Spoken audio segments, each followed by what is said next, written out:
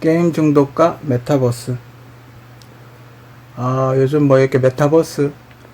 근데 잠깐, 대선 때 잠깐 반짝했다가, 이것도 그 E100, 그죠? 원자력, 원자력 기온과 그 E100 그거와 함께 잠깐 반짝 화제가 잠깐 됐다가, 뭐 지금은 아무도 이야기하는 사람이 별로 없어요. 그죠?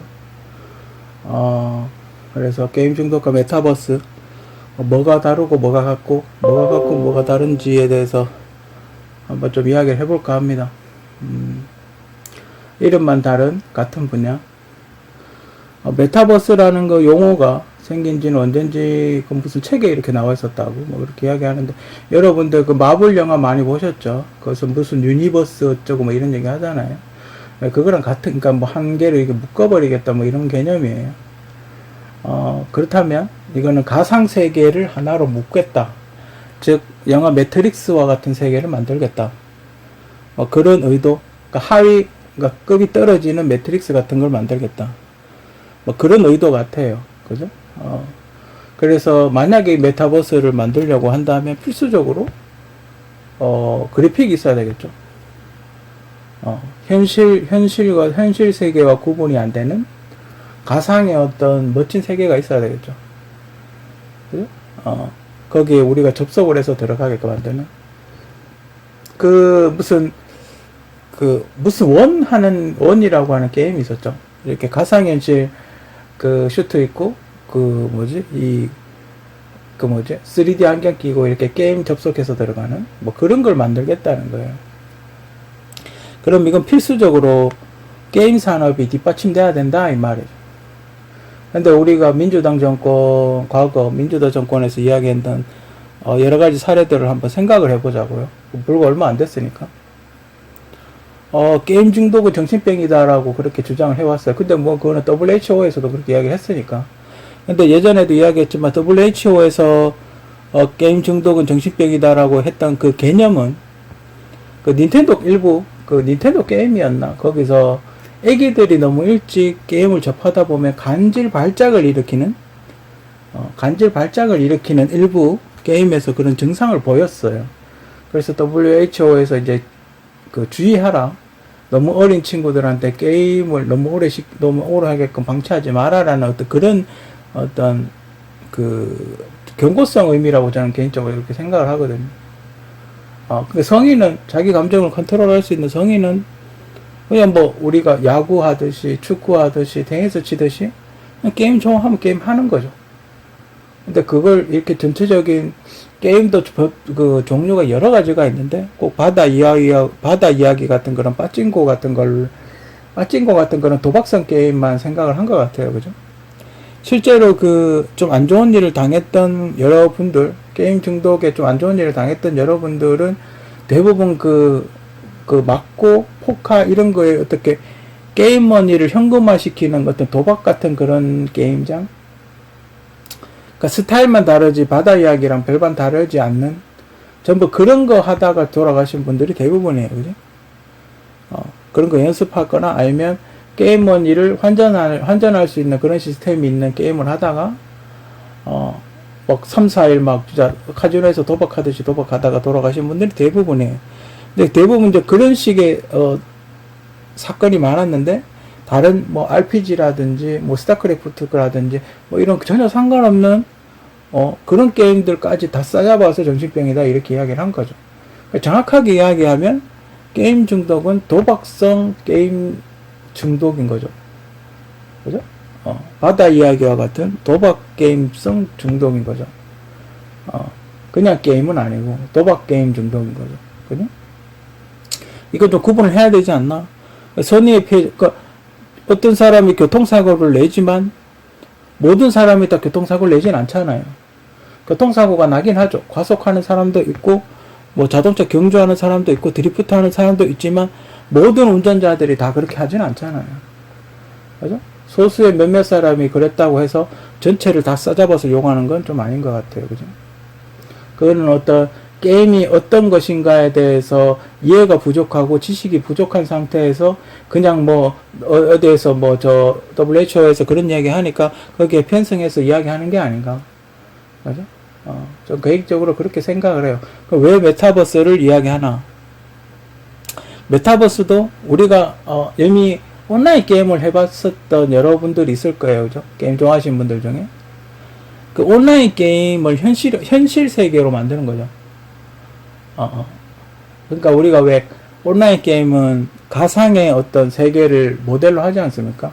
뭐 우리가 스카이림은 비디오 게임도 있고 온라인 게임도 있었는데, 만약에 온라인 게임이 있었다 그랬을 때, 그 온라인 게임 안에, 산을 가고, 집을 들어가고, 동굴을 탐험하고, 그런 게 있지 않습니까? 그 동굴을 그 현실의 건물 같이 만드는 거죠. 그러니까 만약에 여러분들이, 제가 대구에 있으니까, 서울에 있는 청와대를 가보고 싶어요. 근데 몸이 안 좋아서 못 가요. 그죠? 청와대가 어떻게 생겼는지 궁금한데, 제가 볼 수 있는 거는 영상자료밖에 없어요. TV에서 예능 같은 데 나오는 영상자료밖에 없어요. 내가 자유롭게 다니고 싶은데. 그럼 어떻게 메타버스 세계를 이용을 하면, 내 캐릭터가, 내가 생성한 어떤 게임 속 캐릭터가 청와대를 이렇게 마음껏 다니는 거죠. 그죠? 그 메타버스하고 게임하고 차이는 뭐냐? 메타버스는 사냥을 하거나, 칼질을 하거나, 이렇게 업그레이드를 하거나 그런 게 그러니까 전투를 하는 개념이 없다는 거죠. 전투하는 개념 없이 그냥 다니면서 이야기를 하는 거죠. 채팅 같은 거 쳐가지고 긴말 같은 거 날리고 이런 거 하겠죠, 그죠? 그런 게 메타버스예요, 그죠? 일관성 없는 정책 결정. 그러니까 아까도 이야기했지만 도박성 게임 중독과 게임 중독 그리고 게임 산업 이걸 전체적으로 이해를 못하는 거 수준이 떨어지니까 이게 뭘 해야 되는지를 모르는 거예요, 그죠? 현재 자기들이 게임을 안 좋아하니까 현재 게임 수준이 어느 정도인지 퀄리티가 어느 정도인지 지금 게임 산업의 수준이 어느 정도인지 모르는 거예요. 그냥 게임은 나쁘다. 그냥 게임은 옛날에 우리 오락실 가서 게임 하던 그거다.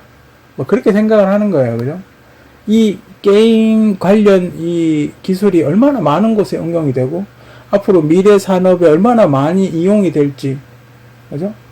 그 예전에 제가 그런 얘기 했잖아요. 야, 알파고 빨리 만들어. 근데 게임을 하지 마. 이렇게 제가 그렇게 약간 우습게 얘기로 했는데, 그걸 모르는 거예요. 그러니까, 게임에 그런 AI가 들어가서, AI가 발전된다는 거, 알파고의 모티브가 게임 엔진이었다는 걸, 그런 걸 모르는 거예요. 그런 지식이 없는 상태에서 정책을 결정을 하다 보니까, 오류가 이렇게 말도 안 되는 이상한 소리를 하는 거죠. 그죠? 게임 엔진, 즉, 우리가 게임을, 인공지능하고 게임을 이렇게 하다 보면, 그 인공지능을 또 수정해서, 보다 이렇게, 움직임이 좋고, 정말 사람의 움직임에 가까운 AI를 만드는 거예요. 근데, 게임 산업을 안 하면, 그걸 어떻게 테스트 해볼 방법이 없는 거예요. 그렇죠? 그 외국의 사례들을 보면, 그 델타포스라든지 콜 오브 듀티 같은 거 이렇게 본다면 그 안에서 그 특수 요원들이 움직임, 어디서 저격을 하는지, 어떤 방법으로 적군이 돌진해오고 어떤 스타일로 공격을 하는지 그런 거에 대해서 엄청나게 많은 연구를 해서 AI를 만들어서 게임이 적용을 시킨단 말이에요. 그죠? 우리도 처음에 스타크래프트 처음에 하면 그 스토리 모드에서 AI하고 전투를 붙는단 말이에요. 그죠? 그 전투를 붙는 처음에 스토리 모드에서 붙는 그게 AI인 거예요. 그죠? 그 처음에 게임을 하면 어떻게 해요? AI도 못 이기죠? 못 이기다가 나중에 이제 자꾸 이렇게 연습하다 보면 AI를 가뿐하게 AI는 이제 우습게 이기죠. 그죠? 그 만약에 이렇게 그 자유맵이라 하더라도 상대팀을 AI 붙여놓고 자기 혼자 하면 AI 두 팀이 합세해서 날 공격하죠. 근데 또 그런 거라든지, 그런 분야가 AI라는 거죠. 그게 AI가 들어간다, 이 말이에요. 물론 바둑 같은 거, 이렇게 수가 되게 많은 어떤 여러 가지, 바둑은 오히려 단순하지 않나요? 저는 물론 알파고가 바둑으로 하긴 했지만, 스타크래프트 같은 그런 의외성, 스타크래프트는 바둑 플러스 개인의 자유의지, 전략 전술 이런 게 들어가죠. 그래서 아마 알파고가 스타크래프트를 이기는 거는 굉장히 힘들지 않을까, 그죠? 그 스타크래프트 같은 걸 현실적으로 이기려면 지금 군대를 많이 확보하고 그 테크트리가 높은 뭐 아이언맨 같은 걸 확보를 한다든지 그러면 이길 수는 있겠죠, 그죠? 어떤 그런 게임과 메타버스는 뗄래야 뗄 수 없는 관계다. 게임이 발전을 해야 메타버스도 발전할 수 있다. 그죠? 자율주행에도 쓰여질 전자지도. 그러니까 현실 맵을 이렇게 만들다 보면 지금 그 내비게이션의 어떤 문제점, 지금 내비게이션의 어떤 문제점이라고 본다면 만약에 고가도로가 있으면 고가도로가 1층, 2층, 3층 뭐 이렇게 있잖아요. 그러니까 만약에 2층 고가도로를 지나가고 있으면 방향을 이렇게 좌회전을 해야 될 경우 1층 고가도로로 가라고 이렇게 표시를 하는 경우가 있더라고요. 그 만약에 이 메타버스 세계에서 가상 세계가 이렇게 열려지면 그러니까 1층과 2층을 내비게이션이 구분을 하겠죠. 2층 고가도로와 1층 고가도로를 구분을 하겠죠. 그죠? 그래서 이렇게 옆으로 좌회전해서 뛰어내리라라는 그런 지시를 하진 않을 거예요. 그죠?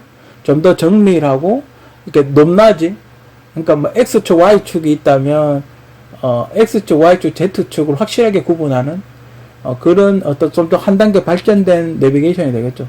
근데 이거를 전국적으로 만약에 등고선하고 높이하고 이런 걸 다 100% 다 전자지도를 입체적으로 다 만든다면, 자율주행에도 굉장히 유용하게 쓰일 수 있죠. 지금은 2D 같은 개념인데 지금 X축, Y축만 있죠. 그죠? X축만 있나? X축, Y축만 있는 걸로 아는데 그러니까 Z축을 만들 수가 있겠죠. 그죠? 그죠? 3D니까 이걸 만들기만 한다면 만약에 이래가지고 전 세계적으로 자기 나라 그 입체 지도를 만약에 다 만든다 그랬을 때 인터넷으로만 연결만 되면 그러니까 내가 호주 가서도 내가 호주를 한 번도 안 가봤지만 호주를 내 캐릭터가 탐험할 수 있는 거죠. 그죠? 호주에 있는 시드니 오페라 하우스로 갈 수도 있고 또 다른 나라 인터넷을 통해서 다른 나라도 갈 수 있고 그죠? 그게 가능해지는 거죠. 워싱턴도 갈 수 있고 뉴욕도 갈 수 있고 똑같이 만든다면 그죠? 또 잘 사는 나라는 그래픽이 화려할 거고 또 좀 가난한 나라는 그래픽이 허접할 거고 그죠? 뭐 그런 것도 차이가 날 수도 있겠죠. 그죠? 시간을 단축시킬 수 있는 좋은 방법. 아까도 이야기했지만 제가 호주를 가지 않아도 미리 가볼 수 있죠. 그죠? 그리고 미리 이렇게 요즘 우리 그 다음 같은 데 보면 왜 지도 이렇게 실시간 지도 볼 수 있는 그런 거 있잖아요. 그런 것처럼 내가 그 지역을 안 가봤지만 그 지도를 봄으로 해서 그 지역에 어떤 가게가 있는지 없는지를 미리 확인할 수가 있죠. 근데 그런 걸 3D로 만드는 거예요. 뭐 실제 거리 같이 만들 수도 있지만 만약에 수정을 하려면 그래픽으로 하는 게 좋겠죠. 그죠? 아무튼 그래서 시간을 단축시키는 좋은 방법. 만약에 서울에 있는 친구가 경주에 가려고 했을 때 만약에 코로나 같이 전염병이 들었는데 경주 불국사가 보고 싶어요. 그러면 이동이 제한이 있을 거 아니에요. 그러면 메타버스에 접속을 해서 경주 불국사를 내 캐릭터가 이렇게 들어가서 미리 보기를 할 수 있는 거죠. 어떤 구조로 되어 있고 위치는 어디쯤에 있고 이렇게 가면 아름다운 정원이 있고 뭐 그런 걸 알 수가 있겠죠. 그래서 짧은 시간에 우리가 게임도 그렇지만 짧은 시간에 훨씬 많은 곳을 다닐 수 있고 훨씬 많은 정보를 이렇게 습득을 할 수 있는 그런 좋은 방법이긴 해요. 하지만 단점도 있어요. 엄청난 비용이 들어간다는 거. 지금 만약에 우리나라 초중 고등학교 모든 학생이 메타버스를 이용한다고 가정을 했을 때 최소한 제가 보기에는 구글 서버 정도는 있어야 된다고 봐요. 대만에 있는 구글 서버 정도는 있어야 된다고 그렇게 생각을 하거든요. 비용이 어마어마하겠죠. 그걸 구축하는 것 뿐만 아니라 그거를 전기세, 뭐 운영관리, 직원 월급, 뭐 에어컨디션, 뭐 이런 거 다 합친다면 뭐 그거 비용이 어마어마하게 들 거예요. 그렇지 않겠습니까? 구글이 지금 돈을 굉장히 많이 벌고 있기 때문에 그게 운영이 가능하지. 한국 정부에서 세금으로 운영한다면 비용이 엄청나게 들어갈 거예요. 그죠? 그리고 제가 걱정하는 또 하나는 만약에 서울에서 집단 따돌림이나 안 좋은 일들 당해서 대구로 전학을 왔어요. 그죠? 대구로 전학을 왔는데 그 메타버스는 전국에 있는 학생들이 다 동시에 이용을 한다고 가정을 했을 때, 서울에 그 괴롭혔던 애들이 이 대구로 전학 온 친구들 다시 2차 가해를 할 수 있지 않겠습니까? 그런 게 조금 걱정이 되긴 해요. 그래서 제 개인적으로는 우리나라는 이렇게 팔도가 잘 나눠져 있잖아요. 그죠? 팔도가 잘 나눠져 있기 때문에, 그 도마다 이렇게 서버를 만들었으면 좋겠어요. 그러니까 이게 끊어지게. 그러니까 만약에 서울에서 집단 따돌림을 당해서 대구로 전학 온 학생이 그 2차 그 집단 따돌림 했던 그 학생들이 다시 이렇게 안 만날 수 있게끔, 다시 접촉이 안 될 수 있게끔 그렇게 하는 게 좋지 않을까. 개인적으로 그렇게 생각을 하고, 그리고 지금 하고 있는 한국의 메타버스 수준의 어떤 그래픽 수준으로 봤을 때 초등학생 정도, 초등학생이나 유치원생 정도의 어떤 수준인 것 같거든요. 그런 걸로 봤을 때 중학교부터는 안 하는 것도 좋지 않나? 그죠? 그러니까 초등학교 교육에만 메타버스를 활용하는 게 좋지 않나? 그죠? 왜냐하면 중학생 정도 되면 훨씬 더 좋은 그래픽을 찾을 것 같아요. 그죠? 만약에 이게 그래픽 성능이 더 올라가면 이 동영상을 보는, 구글 동영상 보는 거하고 게임하는 거하고는 달라요. 그런 이렇게 돌아다니고 이런 거하고는 달라요. 여러분이 해보시면 알 거예요. 렉 잡아. 우리가 옛날에 온라인 게임 초창기 때 항상 하던 말이 영자야 렉 잡아라 이런 얘기 하거든요. 이렇게 갑자기 한꺼번에 트래픽이 확 몰리면 버버버버 거린단 말이에요. 여러분들 얼마 전에 영상 수업 해보신 분들 알 거 아니에요. 그죠? 한꺼번에 이렇게 확 몰리면 그거보다 더 몰릴 가능성이 높거든요. 한꺼번에 이렇게 확 몰리면 아무리 용량을 줄인다고 해도 우리나라 학생 수가 1000만 명이래요. 1000만 명이 동시에 접속하면 어떻게 되겠어요. 그죠? 버벅거리겠죠. 그죠?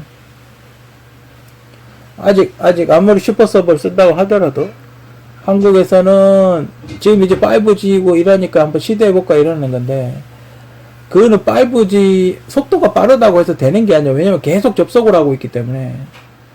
게임은 계속 접속을 해놓은 상태로 있기 때문에 5G가 있다고 하는 거와 상관이 없어요. 그거는 용량이 커야 되는 거예요. 땅덩어리가 커야 되는 거예요. 그러니까 학생들이 접속해가지고, 물론 속도도 속도지만 학생들이 접속해가지고 그 광대한 땅에서 어떻게 한꺼번에 뭔가 할 수 있는 그런 걸 연구를 해야지, 속도가 빠르다고 해결되지 않아요. 트래픽 확 쏠리게 돼. 한꺼번에 트래픽이 몰리면 아무리 속도가 빨라도, 지금 5G도 그렇지 않아요? 한꺼번에 트래픽이 확 몰리면 작동 제대로 안 되잖아요. 그렇기 때문에 그거는 트래픽이 몰린다고 해서 해결된 문제가 아니고, 5G 속도가 올라간다고 해서 해결된 문제가 아니고, 그거는 서버가 되게 좋아야 되는 거야. 광범위한 데이터를 모을 수 있는 서버가 있어야 됩니다. 서버 기술이 굉장히 좋아야지 메타버스는 성공할 가능성이 높다. 그리고 항상 이야기하지만 렉을 잡아야 돼요. 그죠? 그리고 캐릭터가 만약에 움직이는 캐릭터가 있다? 그러면 그 움직이는 캐릭터의 움직임을 리니지 수준으로 떨어뜨려야 되죠. 다양한 동작을 구현하기는 힘들 거예요. 그죠? 리니지나 심즈, 조금 좀 양호한 거 같으면 심즈 같은 거, 최근에 나온 게임은 뭐 심즈 정도, 뭐 그런 거, 그런 수준으로 캐릭터를 작게 만들어야 되고, 그리고 그 움직임을 뭐 이렇게 막 화려한 움직임을 하는 게 아니고 정말 단순한 프레임을 확 줄여야 되죠. 그렇지 않으면 렉이 엄청 날 거예요. 그죠? 그리고 이 3D 그래픽으로 만드는 집 같은 것도 렉을 확 줄여야 되죠. 그죠? 아니면 주요 시설만 넣어놓든지, 가령 뭐 경주 같으면 뭐 첨성대, 뭐 불국사, 석굴암 이런 것만, 주요 시설들만, 다른 건 다 빼버리고, 그죠? 주요 관광 시설만 이렇게 그래픽으로 해놓는 거예요. 줄여가지고 전부 다 하지 말고, 그죠? 주요 관광 시설만 이렇게 딱 해놓으면, 그러면 조금 용량을 줄일 수는 있겠죠. 그죠? 지금 우리도 게임 많이 좋아졌어요. 그죠? 뭐 최근에 아무리 게임 중독이라고 하고 게임 산업을 전시했다 하더라도, 뭐 최근에 배틀그라운드라든지, 배틀그라운드 모바일, 배틀그라운드 뭐 그런 게임 많이 좋아졌죠. 그죠? 근데 그런 게임은 짧게 끝나잖아요.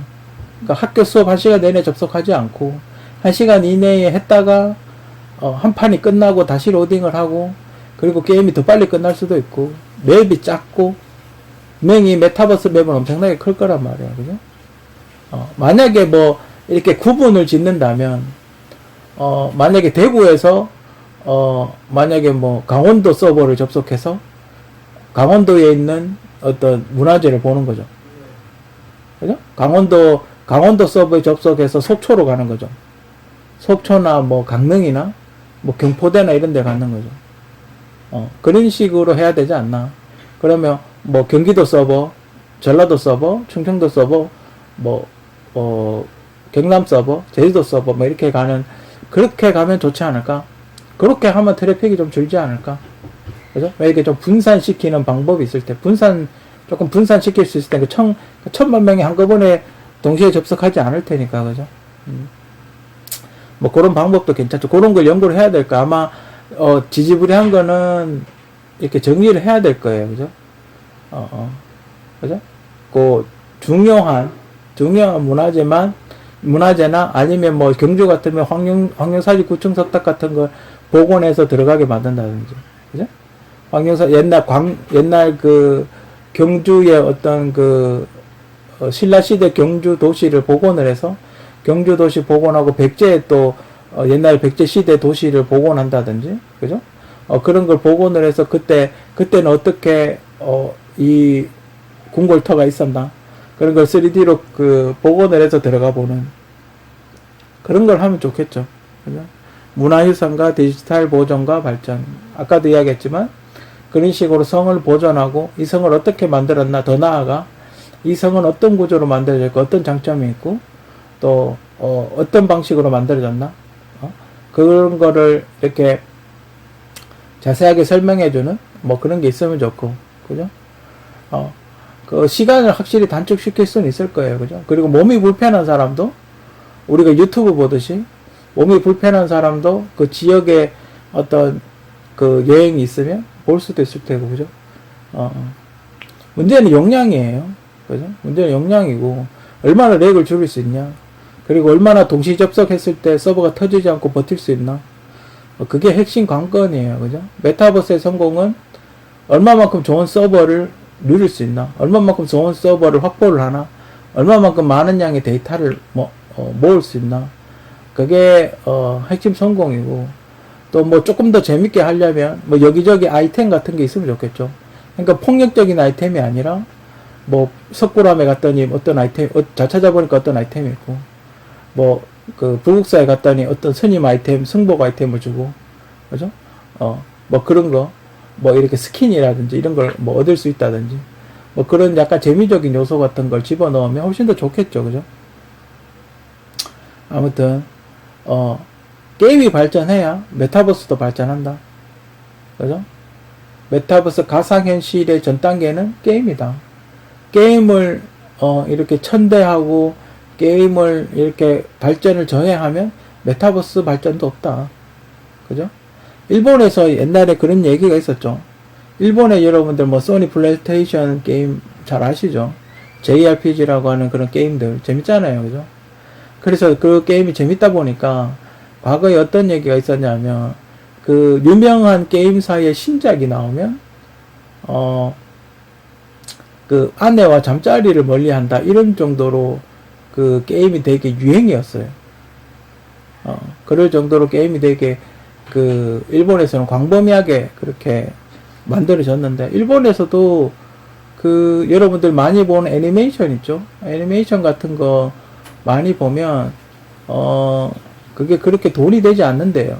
그래서 요즘 일본도 게임은 모르겠지만 애니메이션 분야는 좀 하향세예요. 예전에 우리 어렸을 때 막 다감 보고 막 건담 시리즈 한참 이렇게 부흥기가 있었지 않습니까? 지금은 약간 그 정도는 아니에요. 그죠? 옛날에 다양한 게임들이 나왔던, 다양한 캐릭터들이 나왔던, 지금 마블 코믹스와 같은 그런 굉장히 많은 로봇 캐릭터들이 있었지 않습니까? 지금은 그만큼은 안 나와요. 그죠? TV 애니메이션 산업이 이렇게 약간 줄어들면서 그렇게 됐는데, 돈이 안 된답니다. 이제는 애니메이션 산업이 일본에서도 돈이 안 돼서 그게 박봉인데 일은 많고 그렇대요. 그래서 사람들이 점점 떠나고 다른 일 한다고 뭐 그렇게 이야기 하더군요. 근데 그 애니메이션하고 게임하고는 뗄 수가 없는 사이라서, 그죠? 애니메이션, 그러니까 이제는 컴퓨터로 그림을 그리지 않습니까? 컴퓨터로 그림을 그리는 그 3D 그 그림을 그리는 게 이제 그게, 그러니까 옛날에는 붓으로 그렸지만 이제 컴퓨터로 그리는 그런 분야로 바뀐 거죠. 그래서 그런 애니메이터들이 굉장히 많이 필요하다. 근데 지금 한국 산업을 이렇게 보면 만화가도 천시하고 게임 하는 애도 정신병자고 뭐 이렇게 하고 있지 않습니까? 그러다 보니까 발전이 없는 거죠. 이 두 분야가 어떤 그 코딩 분야, 뭐 이런 프로그램 만드는 분야하고 합쳐지고 서버 분야 이런 거랑 합쳐졌을 때 이 좋은 게임이나 좋은 어떤 프로그램이 나오는데 이 두 가지는 무시하고 서버하고 프로그래밍 기술만 좋은 기술이고 이 두 개는 이 문화적인 컨텐츠 기술은 뭐 아니다, 이런 걸 허접한 거다, 이렇게 생각을 하기 때문에 발전이 없는 거예요. 왜냐하면 이 애니메이션 기술이 발전을 해야 캐릭터가 뛰어다니는 모습을 자연스럽게 구현을 할 수 있기 때문에 그런 거에 대해서 어느 정도 연구가 필요하다. 그죠? 집을 짓는 것도 그렇지 않습니까? 물론 집을 그래픽으로 이렇게 하나하나 그릴 수 있지만 요즘은 집을 손쉽게 지을 수 있는 그래픽 도구 같은 게 많이 나와 있단 말이에요. 툴이 많이 나와 있단 말이에요. 그럼 어느 정도 미적 감각이 있으면 좀 더 좋은, 그러니까 진짜 성에 가까운 질감으로 집을 그래픽화 시킬 수 있단 말이에요. 그죠? 어떤 식으로든 이게 연동이 돼 있기 때문에 무조건 서버 기술이랑 그 프로그램 짜는 기술, AI 기술만 있으면 된다, 이렇게 생각하면 안 될 것 같아요. 그죠? 전체적으로 다 다양한 문화들이 이렇게 골고루 합쳐져야 메타버스 세계가 좀 더 원활하게 돌아가고 멋지게 구현이 될 거라고 저는 그렇게 생각을 합니다. 아무튼 게임 정돈과 메타버스들은 이름만 다른 같은 분야, 그렇게 생각을 하거든요. 어느 정도 중독이 돼야 그 분야가 발전도 있고 그리고 투자도 하고, 그죠? 약간의 중독성은 있어야 되지 않나? 그죠? 너무 어떤 여러 가지 사안 중에 너무 부정적인 사안만 너무 부각시키는 게 아닌가? 그죠? 하는 게 앞으로 게임 산업과 메타버스 산업이 잘 손잡아서 서로 협력해서 앞으로 좋은 어떤 가상세계, 어쩌면 전 세계 각 나라에서 메타버스를 만들어서 이제는 비행기를 타고 가지 않아도 그 나라를 탐험할 수 있는 그런 시대가 왔으면 하는 게 제 개인적인 바람입니다.